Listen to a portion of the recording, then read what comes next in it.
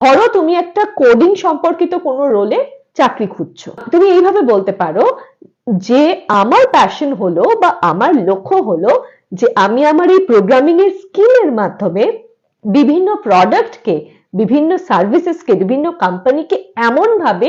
আমি উন্নত করব, প্রোডাক্টগুলোকে এমন ভাবে তৈরি করব যে এইটা মানুষের বিভিন্ন স্তরের মানুষের বিভিন্ন রকমের প্রবলেম সলভ করবে এবং আমার কোডিং এর জন্য সেই বিষয়গুলোতে মানুষের জীবনে চেঞ্জ আসতে পারবে। ফলে তুমি একটা কোনো বিষয়কে একদম ছোট্ট করেও বলতে পারো, আবার খুব বড় করেও দেখাতে পারো, কিন্তু তোমাকে দেখাতে হবে তুমি মন থেকে কোনটা বলছো। যদি তোমার সত্যি এটা প্যাশন হয় তাহলে সেই প্যাশনটাকে তুমি হাইলাইট করো, এবং যে রিক্রুটার হবে তখন তোমার তাকে আলাদা করে বলতে হবে না যে তুমি আমাকে চাকরি দাও। তখন দেখবে সে তোমার কথা দেখলেই বুঝতে পারবে যে এই যে মানুষটা আছে এ কিন্তু এই কাজটা নিয়ে ভীষণ প্যাশনেট। ফলে আমি যদি এর সঙ্গে কথা বলি, আমি যদি এর সঙ্গে কাজ করি, এটা